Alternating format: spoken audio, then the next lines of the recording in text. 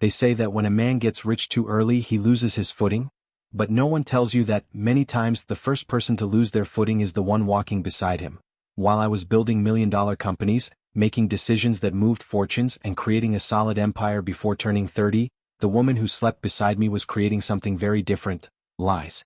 This is not just a story of betrayal. It is a story about luxury, power, vanity, and the price of confusing comfort with love. Because her mistake was not betraying me. It was believing that a man who builds wealth does not notice when someone starts destroying everything from the inside. And stay until the end, because the turning point of this story does not involve shouting or scandal. It involves silence, strategy, and a decision that changes everything. If you enjoy real stories of luxury, betrayal, karma, and silent ascension, subscribe to the channel, because here you will understand why the one who laughs last almost always builds empires. I was only 25 years old, but my life was already far beyond what most people imagine achieving in an entire lifetime. I was a CEO, founder of high-value companies, responsible for decisions that moved figures most people only see in financial reports or economic news. Luxury cars were not a dream, they were routine. A mansion was not a symbol, it was my address. International travel was part of my calendar like board meetings. I inherited nothing. I built everything with focus, discipline, and a silent obsession with financial growth. Money came in predictably, intelligently, and at scale. Status came as a consequence, never as a goal. I was respected in rooms few people had access to. And at that moment I truly believed I had won too early, but won completely. My routine consisted of waking up early in silent, sophisticated environments, surrounded by comfort, technology, and strategic choices. While many were still trying to figure out how to pay their bills, I was analyzing investments, acquiring assets, and thinking about global expansion. Luxury was not about showing off, it was a tool. Every car, every watch, every trip had a clear purpose within my CEO mindset. I understood the game of money, the value of time, and the importance of reputation. I knew how to negotiate, how to wait, and how to step back when necessary. The corporate world saw me as a prodigy, a young entrepreneur who seemed to have everything under control. And I believed that too. Even with so much responsibility, I always made a point of being present, respectful, and emotionally available. I was never that cold, distant CEO who only thinks about numbers. I believed financial success needed to walk alongside emotional success. That real wealth made no sense if it was not shared with someone by your side. I invested in the relationship the same way I invested in my businesses, with planning, care, and long-term vision. I believed love was also built with stability, security, and comfort. And within that logic, everything seemed perfectly aligned. To anyone watching from the outside, my life looked almost cinematic. A young millionaire, successful, disciplined, and seemingly complete. Gala events, sophisticated dinners, trips to exclusive destinations, and an agenda that naturally blended business and pleasure. I moved easily between the corporate and social worlds. I knew when to speak little and observe a lot. I learned early that real power makes no noise. It shows itself in posture, in silence, and in the confidence of someone who has nothing to prove. And perhaps it was exactly that confidence that made me lower my guard where I never should have. At home, I believed I had built a safe harbor. An environment of comfort, partnership, and complicity. I did not bring work problems into the house. I did not mix stress with daily life. I made a point of separating the CEO from the husband. At home, I was just someone who wanted to share life with the person I loved. I believed I had created a rare balance between ambition and affection. A space where money was not a source of conflict, but of peace. Where luxury was the backdrop, not the center of the relationship. At least that is how I saw it. What I did not realize at that stage was that winning early also brings dangerous illusions. When everything works, you start to believe you have control over everything. That discipline solves everything. That emotional intelligence is enough to prevent any collapse. I thought I knew every detail of my own life. Every routine, every behavior, every silence. But the greatest risk was not in the million-dollar decisions I made every day. It was not in contracts or high-risk investments. It was in something much closer, much quieter. I trusted because I believed trust was a natural part of a mature relationship. I did not monitor, I did not question excessively, I did not suspect. I thought emotional maturity meant freedom. And in my world, freedom had always been synonymous with responsibility. I believed that anyone with access to my empire understood its value. That someone surrounded by real wealth would not be seduced by scraps of attention or empty shine. That was one of the greatest illusions I fed without realizing it. While I was growing professionally, while my businesses expanded and my net worth multiplied, I assumed everything around me was growing too. That people evolved alongside me. That the environment was solid. But wealth does not only reveal opportunities, it reveals character. And not everyone who smiles beside you is happy about your rise. Not everyone who enjoys your success understands the weight it carries. And I was about to discover that in the quietest way possible. At that moment in my life, I truly believed I had won the game too early. That everything was aligned. That love, money, status, and stability were moving in the same direction. I did not imagine that while I was creating wealth, something else was being created in the shadows, far from spreadsheets, reports, and strategic decisions. Something that did not appear in the numbers, but was slowly corroding everything from the inside. And it was exactly that sense of absolute control that prevented me from realizing that the real risk was not in the market, not in competitors, not in high-value investments. It was inside my own home, waiting for the right moment to reveal itself. To those watching from the outside, our marriage was practically a showcase of the elite. We were invited to exclusive events, gala parties, high-end openings, and gatherings attended only by business owners, investors, and people of high social status. She always arrived impeccable, dressed in designer clothes, discreet jewelry, elegant makeup, and a posture that drew attention without needing excess. By my side, she looked like the perfect wife of a young millionaire CEO. People smiled, commented, praised us. They said we were an inspiring couple. And I believed every word. She lived surrounded by everything money can easily buy. Expensive restaurants, five-star hotels, international travel, experiences most people only see on social media. There were never limits when it came to comfort, security, or quality of life. I made a point of providing the best, not out of obligation but because I believed it was part of building something solid together. To me, sharing wealth was a natural extension of love. To her, that scenario seemed to feed something different, something I still could not see clearly. At home, I saw a confident, beautiful, and seemingly satisfied woman. Someone who had access to everything without having to ask, without having to prove anything to anyone. I made her a priority whenever possible, even with a schedule full of business commitments. I canceled meetings, adjusted trips, and found gaps in the middle of corporate chaos to be present. I believed that was partnership. That it strengthened the marriage. That it showed that, despite the money and the power, I was still a simple man at heart. What I did not realize was that, for her, that marriage had a different meaning. While I saw love, she saw position. While I saw building something together, she saw status. Luxury was not just comfort, it was identity. Being with me was not only about being beside someone she loved, it was about occupying a privileged social place. A place that generated looks, comments, validation, and belonging to the elite. I believe that was a consequence of our story. For her, it seemed to be the center of everything. At events, she shined. She knew how to talk, smile, and circulate among the right people. She received compliments for her appearance, her elegance, the life she lived. And little by little, that began to turn into fuel for something more dangerous. A constant need for external validation. I saw it as confidence. As self-esteem. As someone who felt secure by my side. I did not realize that that security was less connected to me and more connected to what I represented. I was never controlling, I never imposed rigid limits or made excessive questions. I believed a healthy relationship is based on freedom and respect.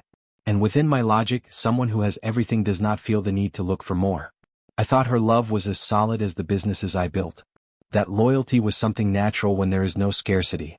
That was another silent mistake I made without realizing it.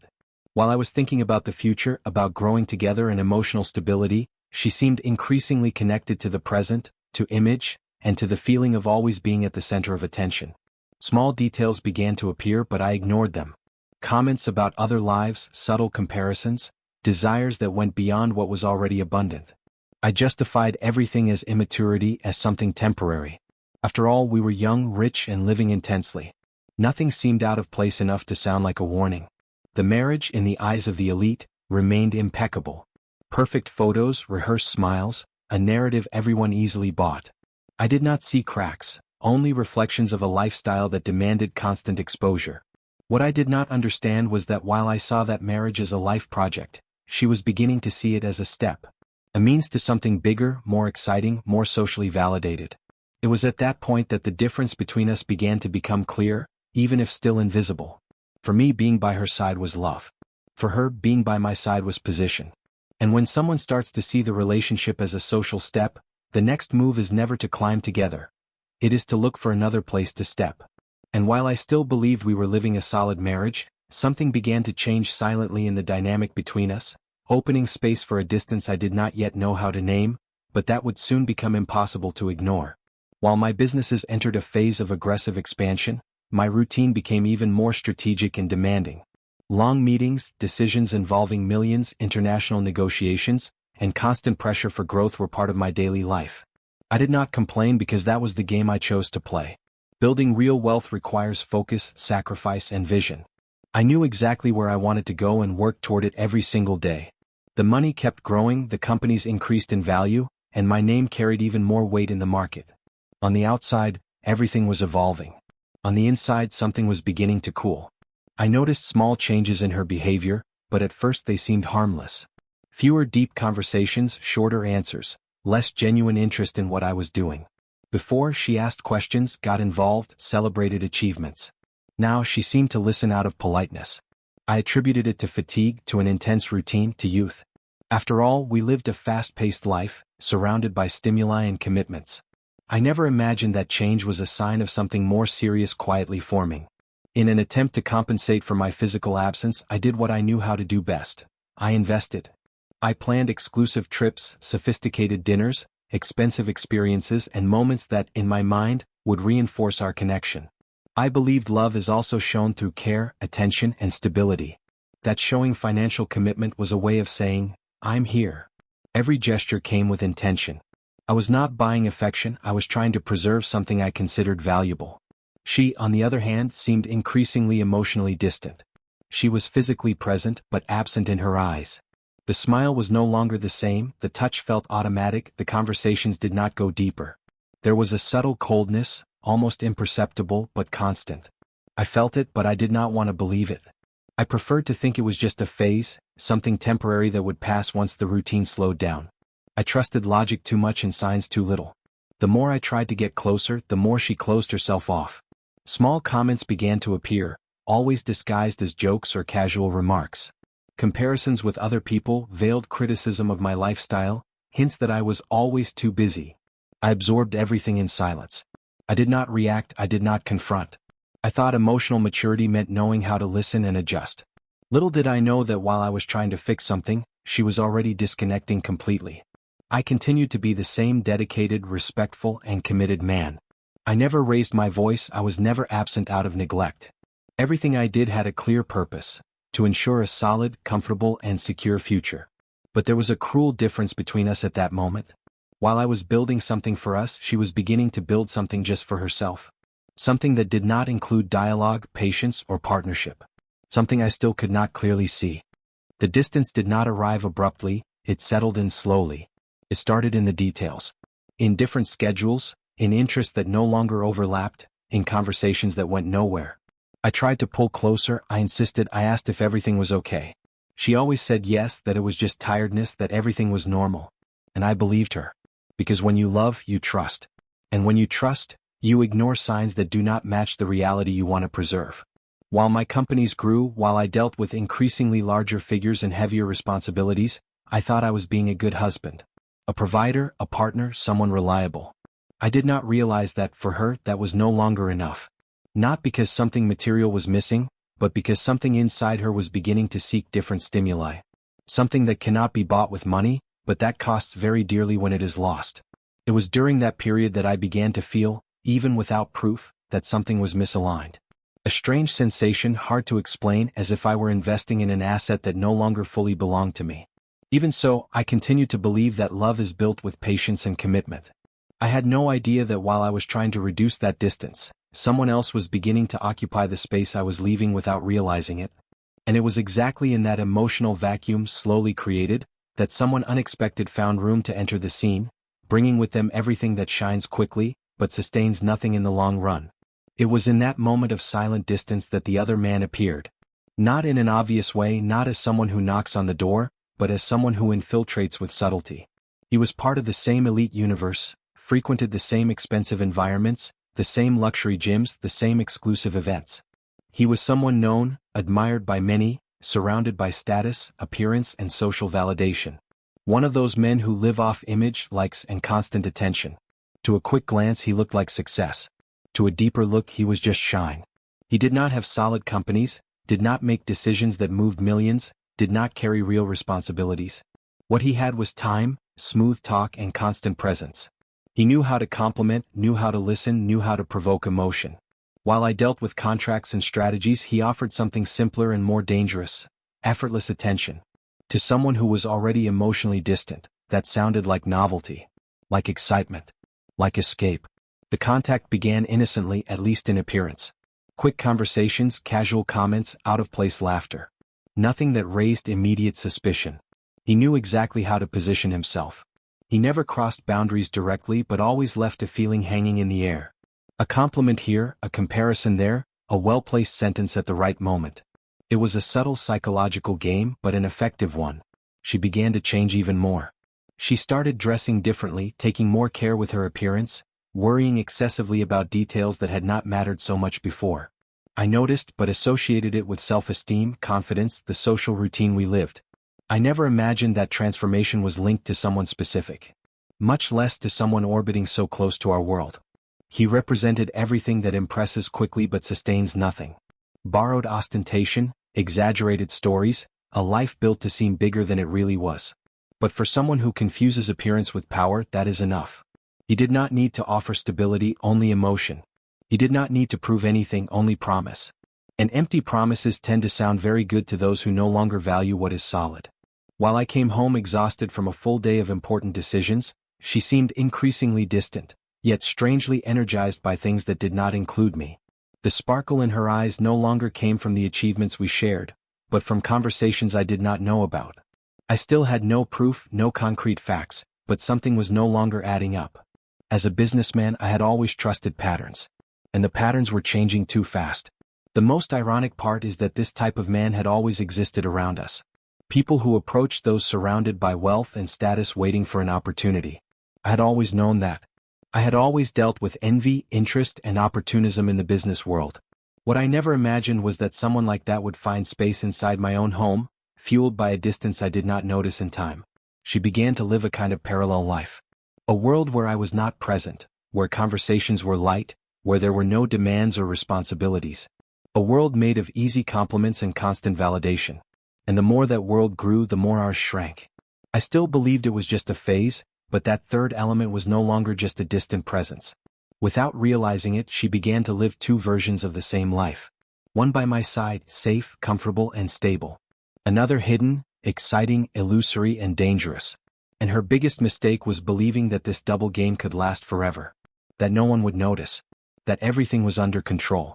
What she did not know is that men who build empires learn early how to observe patterns, read silences, and notice minimal changes. And while she thought she was living something secret, I was beginning to feel that something was very wrong, even without yet knowing exactly what it was. From that point on, lies began to become part of her routine with a frightening sense of normalcy. Nothing exaggerated, nothing that immediately drew attention. They were small adjustments, almost invisible, like someone who learns how to disguise the truth without changing their tone of voice. Schedules that shifted, last-minute commitments that appeared out of nowhere, explanations that were too quick for simple questions. Everything sounded coherent enough to avoid confrontation. And I, busy with million-dollar decisions, accepted those versions without suspicion at first. She became extremely organized with her time, but in a different way. Her phone was always close, face down, with notifications silenced. Outings that used to be spontaneous now came with ready-made justifications. Conversations that once flowed easily began to be interrupted without effort. I noticed it, but I did not want to assume what it might mean. After all, in my logic, someone surrounded by luxury, comfort, and stability has no reason to cheat. I still believe that lie too. The marriage became a well-rehearsed stage. To the outside world, we remained the perfect elite couple. Carefully framed photos, social events, planned trips, and trained smiles. Inside the house, however, there was a distance growing quietly. She knew exactly when to be affectionate, when to appear present, and when to pull away. It was as if she had learned to balance two realities without leaving obvious traces. And at that moment, I still did not realize how much coldness that required. There was no scandal, no fights, no abrupt changes that raised immediate alarms. The betrayal happened silently, almost elegantly. It was a betrayal that did not shout, did not leave visible marks, but corroded everything from the inside. Meanwhile, I continued to grow professionally, closing important contracts, expanding companies and accumulating wealth. The contrast was cruel. The more I built real wealth, the deeper she sank into a carefully constructed lie. She became skilled at manipulating emotions. When I got too close, she pulled away gently. When I seemed suspicious, she became affectionate. It was a subtle psychological game, but an effective one. I felt something was wrong, but I could not pinpoint exactly where the problem was. And without proof, I chose to trust. After all, trust had always been one of the pillars of the man I became, both in business and in personal life. The most dangerous thing about well-rehearsed lies is that they rely on routine. When everything seems normal, the mind relaxes. And I was far too comfortable. I believed I had the emotional control, maturity, and intelligence to notice any threat. I did not imagine that the biggest mistake was underestimating the power of repetition. A lie told once creates doubt. A lie told every day becomes normal.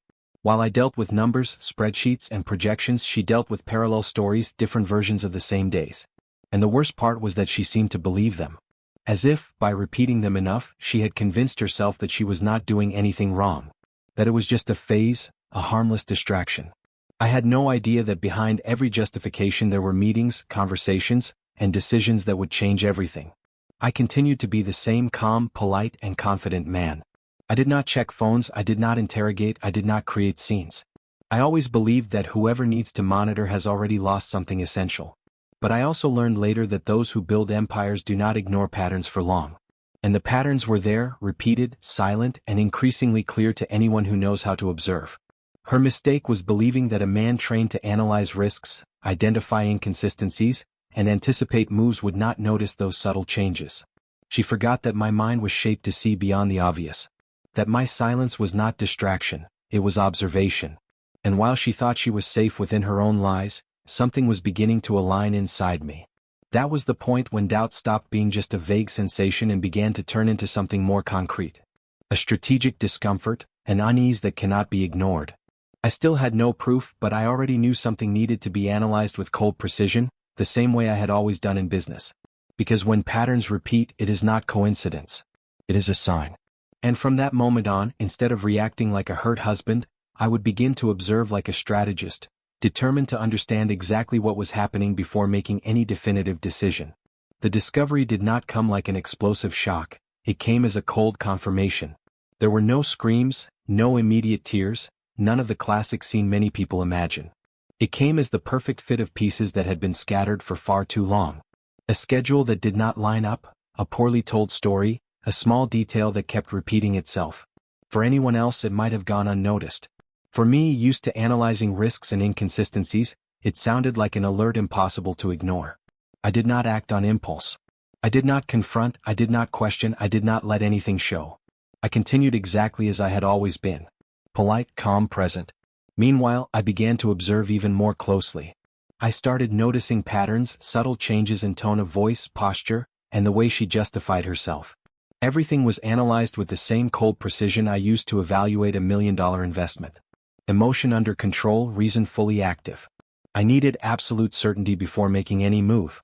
Each new piece of information did not hurt me, it clarified things. The pain existed, but it came after understanding, not before. I realized the betrayal had not been a single mistake, a momentary slip, or an isolated weakness. It had been a sequence of conscious choices. Repeated decisions. And that changes everything. When someone makes a mistake once, there is room for conversation. When someone chooses to make the same mistake every day, there is only the need to act firmly. The most striking part was realizing how my mind reacted. Instead of anger, there was a deep silence. Instead of desperation, there was clarity. I had always known that uncontrolled emotions are expensive, whether in business or in personal life. And this would be no different. I would not allow her mistake to put at risk everything I had built with so much effort. Not my dignity, not my assets, not my emotional balance. While she continued to believe she was in control of the situation, I had already understood the game completely. And when you understand the game, you stop playing with emotion and start playing with strategy. I knew exactly what was happening, with whom, and why it was happening. And even so, I maintained my composure. Because the advantage always belongs to the one who acts last. I began to see the relationship as a project that needed to be evaluated with brutal honesty. What were the risks? What were the emotional costs? What would be the consequences of continuing to invest time, energy, and resources into something that no longer offered any return? The answers did not take long to appear, and they all pointed in the same direction. A direction that required courage, coldness, and emotional maturity. She did not notice the change in me because I did not change externally. I remained the same reliable, predictable, and calm man. Inside, however, something had transformed. That blind love had given way to lucid awareness. I was no longer trying to save the relationship. I was trying to understand the best way to end something that no longer made sense without destroying myself in the process. I understood that, just like in business, there are moments when insisting is the real mistake. Knowing when to walk away is one of the most valuable skills a CEO can have. And at that point, I already knew that the relationship had crossed the line of what could be repaired with dialogue or one-sided effort. What existed there was not wear and tear, it was a breach of trust. From that silent discovery on, everything changed. Not on the outside but on the inside. I no longer spoke trying to convince, nor acted expecting reciprocity. I observed, planned, and waited for the right moment. Because important decisions are not made in the heat of emotion, they are made when the mind is clear and the heart is protected. And while she continued to believe she still had control over everything, I was already preparing, with the same precision I use in business, the move that would put a definitive, elegant, and irreversible end to that story. The end did not happen amid shouting, accusations, or dramatic scenes. It happened in a cold, clean, and extremely objective way. I chose the right moment, the right setting, and the exact words. Like any strategic decision, I knew that the less emotion involved, the greater the impact. When I said the marriage was over, there was no argument. I did not ask for explanations, I did not reveal everything I knew, I did not go into details. I simply communicated it, calmly, firmly, with the certainty of someone who had made the decision long before that moment. She did not understand it right away. She was used to having room to maneuver, to negotiating feelings, to manipulating situations. But there was no room for bargaining there. I did not raise my voice, I did not show anger, I did not show pain. And that destabilized her more than any confrontation would have. Because when someone loses emotional control, the other still believes there is a bond. When someone acts with absolute coldness, the message is clear: it is over. From that moment on, everything she considered guaranteed began to collapse. Access to the mansion, the comfort, the luxury lifestyle, the silent privileges that money provides. Nothing was taken away aggressively, it simply stopped being available. Cards blocked, routines changed, spaces redefined. The empire was still standing, but she was no longer part of it. For the first time, she felt the real weight of the choices she had made, believing there would never be consequences. She tried to react emotionally, tried to provoke conversation, tried to awaken guilt. But I was no longer in that place. I had understood that prolonging that contact would only delay the inevitable. The less I spoke, the clearer it became that there was no return. Silence, in that moment, was more powerful than any speech. I did not need to justify my decision. The breach of trust had already done that for me. The hardest part for her was not the breakup itself, it was the loss of status. The change in how people looked at her, the absence of invitations, the gradual distancing from that social circle that only existed while she was by my side. The luxury that once seemed natural began to disappear. And when luxury disappears, reality remains. A reality she was not prepared to face alone. I observed everything from a distance, without pleasure, without explicit revenge. It was not about punishing, it was about preserving. Preserving my sanity, my assets, my focus. I could not allow someone who chose to betray me to continue enjoying the stability I had built with so much effort. That was not cruelty, it was consequence. And consequences are an inevitable part of any choice. She began to realize too late who truly sustained that life. Not only financially but structurally. I was the silent pillar, the organizer of chaos, the one responsible for keeping everything running. Without me the scenery changed too quickly. And the more she tried to lean on external illusions, the more she felt the ground give way. Meanwhile, I felt something different growing inside me. It was not immediate relief nor complete happiness. It was clarity. A sense of having regained control of my own life. Of having cut a bond that drained energy, focus, and respect. I knew that elegant ending was only the beginning of a much greater transformation. Something that would go beyond the breakup, beyond the pain, beyond the past. And it was exactly in that post-breakup silence, far from any public drama, that I began to direct all my energy toward myself, my businesses, and an even more powerful version of who I was about to become, while she slowly began to understand the real cost of having confused comfort with love. After the breakup, something inside me quietly reorganized itself in an extremely efficient way. With no emotional noise and no internal distractions, my mind returned to operating in its purest state of focus. I woke up early, trained, thought clearly, and made decisions with even greater precision. The time that had once been spent trying to sustain a broken relationship was now invested in personal growth and financial expansion. My businesses felt it immediately.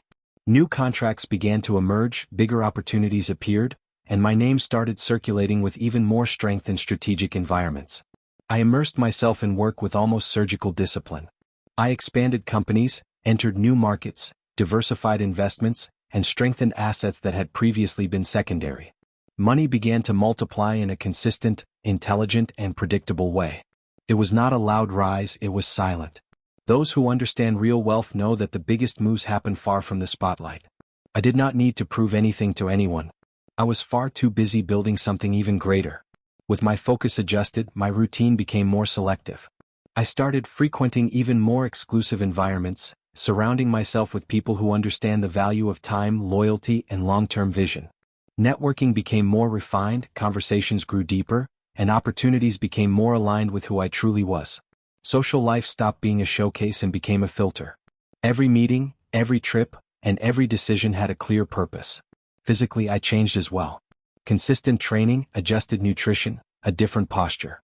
Not out of vanity, but because when the mind grows stronger, the body follows. I was not seeking external validation, I was seeking performance. And that reflected in the way I entered a room, in how I spoke little, and in how I was listened to with attention. Respect increased. Presence became more striking. Real power manifested itself effortlessly. Meanwhile, I knew she was watching from afar. Not because I was looking for it, but because when someone grows, it becomes visible. Social media, shared comments, overlapping circles. I did not need to display anything. My life spoke for itself. International travel, new projects, a schedule full of meaningful commitments. Everything moved forward without looking back. The difference now was that none of it needed to be shared with someone who failed to value it. The absence of emotional chaos brought a peace I had not felt in a long time. I slept better, woke up with clarity, and made decisions without that silent weight that had once followed me. I realized that many people confuse love with attachment, and stability with complacency. By freeing myself from that, I unlocked a level of productivity and growth I never imagined possible. The man who left that marriage was not the same one who had entered it. Wealth continued to grow, but now with even more purpose. I was no longer trying to prove that I was enough. I simply was. My choices became colder, more strategic, and more aligned with the future I wanted to build. The past no longer influenced my decisions. I carried no resentment, only lessons. And well-applied lessons always generate profit, whether financial or emotional. I became more reserved, more selective, and more aware of who deserves access to my life. I learned that closeness is a privilege, not a right. And that not everyone who enjoys your success deserves to be part of your journey. That maturity did not come from money, it came from well-processed pain. And it turned me into someone even more prepared to win. While I rose in silence, consolidating a stronger, wealthier, and more balanced version of myself, she began to feel the opposite impact. The fall did not come all at once, it came in small daily losses. And I knew that contrast would only become more evident with time, opening space for a reunion that would not have the same outcome as before. Her regret did not come all at once, it came in waves. First, the feeling of losing comfort. Then, the absence of status. Finally, the emptiness. Without the luxury life, without the invitations, without the routine that once seemed guaranteed, she began to face her own reality without filters. What had once been security became longing. What had once seemed boring became a reference point. And for the first time, she understood that she had not just traded a husband, she had traded an entire life. She tried to get closer carefully, like someone stepping on unstable ground. Long messages, requests to talk, memories of the past. She spoke of mistakes, of confusion, of learning. She said she had changed, that now she saw everything clearly. But there was something different in the tone. It was no longer confidence, it was need. It was no longer love, it was fear.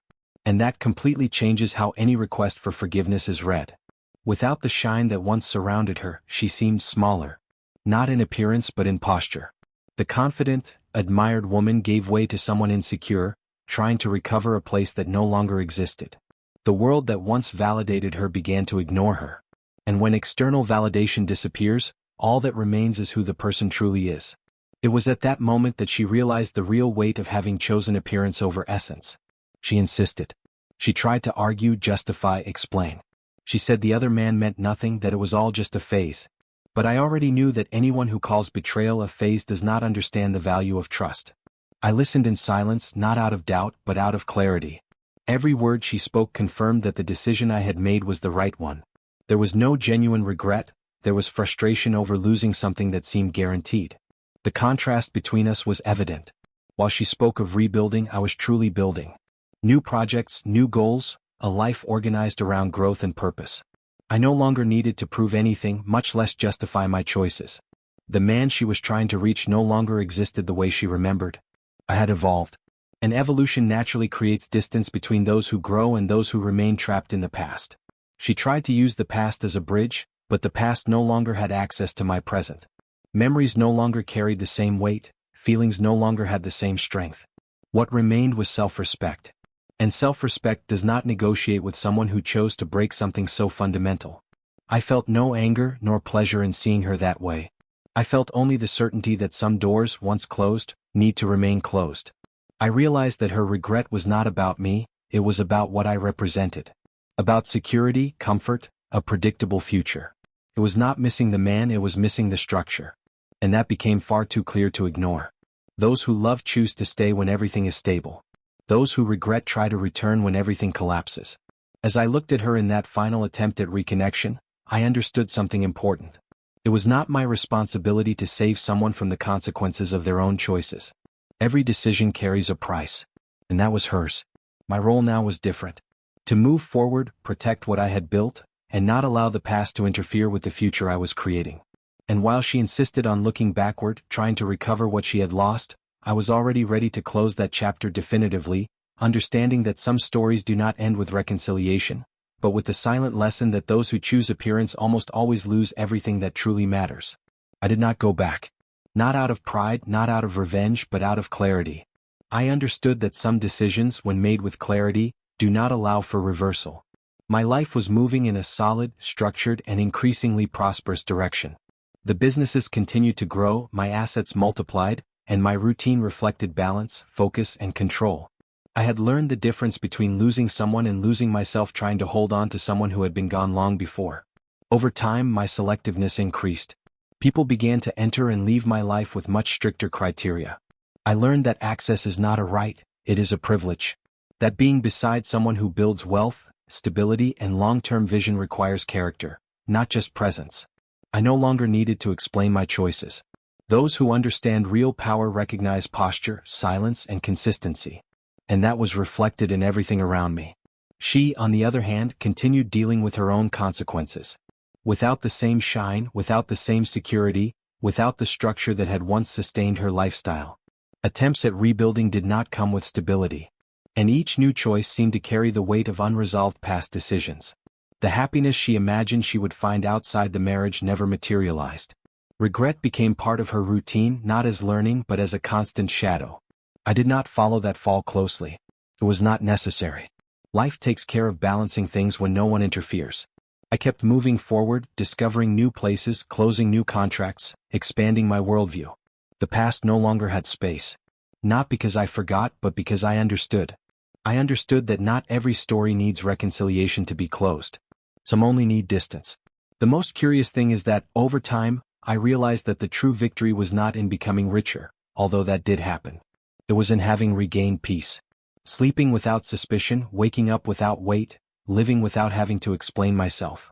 This kind of wealth does not appear on bank statements, but it completely changes how someone positions themselves in the world. I moved forward stronger, more mature, and more aware. I carried no resentment, I carried lessons. I learned that luxury without loyalty is empty. That status without character is fragile. And that those who trade stability for illusion almost always end up dealing with their own solitude. I did not need to prove anything to her, nor to anyone else. My life spoke for itself. While I built empires in silence, she remained trapped in the past, trying to understand where everything began to go wrong. But the answer was always clear. Choices. Always choices. Choices made when everything was fine, when there was no scarcity, when there was no pain. And choices reveal who we are when no one is watching. In the end, I understood that the one who laughs last is not the one who humiliates, not the one who exposes, not the one who defeats someone else. The one who laughs last is the one who moves forward without looking back, builds something greater, and does not need to return to prove anything. That kind of victory makes no noise, but it is definitive. And that is exactly how this story ended for me. Not with a return, not with an accepted apology, but with the certainty that some losses are not defeats. They are disguised deliverances, opening space for a life that is more aligned, richer, and far more true.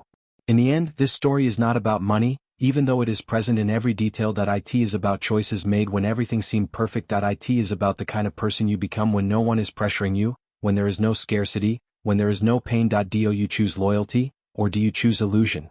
Do you value the one who builds by your side, or the one who only enjoys what was built? How many people today live surrounded by comfort, yet empty of character? How many trade stability for momentary emotion and then wonder where they went wrong? And how many only recognize someone's value after they lose access to the life that person sustained?